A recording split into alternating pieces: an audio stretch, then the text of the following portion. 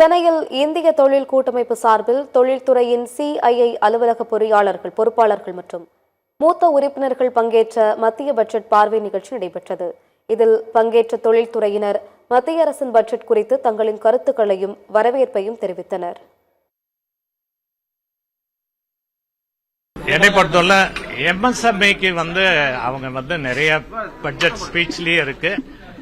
எம்எஸ்எம்இக்கு அவங்க முக்கியமா அவங்க அட்ரஸ் பண்றது பாத்தீங்கன்னா அவங்களுக்கு பண பிரச்சனை இல்லாம எப்படின்னு அதை கொஞ்சம் ஒர்க் பண்றதுக்கு ட்ரை பண்ணியிருக்காங்க. பாத்தீங்கன்னா ஃபண்ட் ஒன்று 10,000 crore வர எம்எஸ்எம்இ சொல்லியிருக்காங்க. பிளஸ் இன்னொன்று சின்ன யூனிட்ஸ் மைக்ரோ யூனிட்ஸ் இருக்காங்க இல்லையா, அவங்களுக்கு ஒரு 2,000 கோடி செல்ஃப் ரிலையன்ட் இந்தியா ஃபண்ட் சொல்லியிருக்காங்க. ஏன்னா இது என்ன மொத்தமா எம்எஸ்எம்இன்னு சொல்லும் போது 1 கோடி பண்றவங்களும் 500 கோடி பண்றவங்களும் எம்எஸ்எம்இ தான் சொல்லுவாங்க. மைக்ரோ 25 crores பண்றவங்க அதுக்கு ஒரு ஹெல்ப்ஃபுல்லா இருக்கு. எல்லா வருஷமும் தனி வருமான வரியில அலோகேஷன் கொடுத்துட்டே வந்தாங்கன்னா சேலஞ்சஸ் இருக்கத்தான் செய்யும் கவர்மெண்ட்டுக்கு. ஸோ அதனால ப்ராபப்ளி அதனால பண்ணாம இருக்கலாம். மருத்துவத்துறைக்கு நல்லாவே பண்ணியிருக்கிறாங்க. இப்போ கேன்சருக்கும் ஆகட்டும், இல்லைன்னா நிம்ஹான்ஸ் இன் அதர் பிளேசஸ் கொண்டு வராங்க. District hospitals for emergency and drama care 50% allocation for weaker sections. இதெல்லாம் ரொம்ப இம்பார்ட்டன்டான முடிவு. ரயில்வே இப்போ மெட்ராஸ் பெங்களூருக்கு ரயில்வே கொடுத்துருக்குறாங்க. மற்ற ஏரியாஸ்லயும் ரயில்வேஸ் கொடுத்துருக்குறாங்க. அதே மாதிரி இந்த வாட்டர்வேஸ் கொண்டு வந்ததும் is also good move. Overall பார்த்தீங்கன்னா ஐ திங்க் இந்த railway corridor will help the industries. Electronics பார்த்தீங்கன்னா 20,000 crore 40,000 crore அனௌன்ஸ் பண்ணியிருக்காங்க. அதே மாதிரி செமிகண்டக்டர் சிப்ஸை எப்படி நம்ம வேல்யூ செயின் இம்ப்ரூவ் பண்ணுறது, டெக்ஸ்டைல்ஸில் நம்ம எப்படி ப்ரொடக்டிவ் சில வெரி ஸ்பெசிஃபிக்காக டெக்ஸ்டைல் பார்க் எப்படி கொண்டுறது,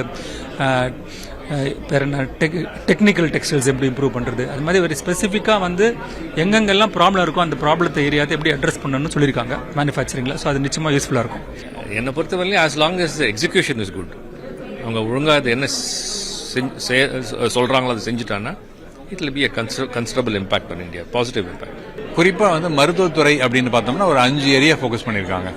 மருத்துவ சுற்றுலா, அதாவது மெடிக்கல் வேல்யூ டிராவல், அடுத்து ஸ்கில்லிங், அடுத்து ஃபார்மசி, அடுத்து ஆயுர்வேதா, 5வதாக மென்டல் ஹெல்த் அண்ட் எமர்ஜென்சி. இந்த 5 செக்மெண்ட்டை ஃபோக்கஸ் பண்ணியிருக்காங்க. இன்னைக்கு பட்ஜெட்ல எனக்கு 2-3 விஷயங்கள் ரொம்ப பாசிட்டிவா இருந்தது. பெண்களுக்காக ரொம்ப முக்கியமான விஷயம் hostel for women in every district.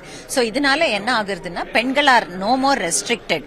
இனிமே நீ எங்க இருக்கியோ அங்க மட்டும்தான் உனக்கு வேலைக்கு போகணுங்கிற அந்த ரெஸ்ட்ரிக்ஷன் இல்லாம எங்க வேலை வாய்ப்பு கிடைக்குதோ அங்க ஒரு சேஃப் இடம் அவங்களுக்கு தங்கறதுக்கு கிடைக்கிறதுங்கிறது ரொம்ப பெரிய விஷயம். செல்ஃப் ஹெல்ப் குரூப்ங்கிற கான்செப்டே தமிழ்நாடுல ரொம்ப பாப்புலர் பல வருஷமா.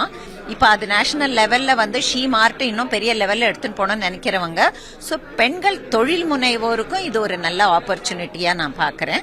Education to employment to enterprise அப்படின்னு சொல்லியிருக்காங்க. இது தான் ரொம்ப முக்கியம். ஏன்னா நம்ம எஜுகேட் ஒன்லி பண்ணி பிரயோஜனம் இல்லை. அது எம்ப்ளாயபிள் ஸ்டூடெண்ட்ஸையும் பண்றோம். ஆனா அது என்டர்பிரைஸை ரீச் ஆகி அது சோஷியல் இம்பாக்ட் வரும்போது தான் அவங்களுக்கு அந்த ஒரு ஃப்ரூட் கிடைக்கும்.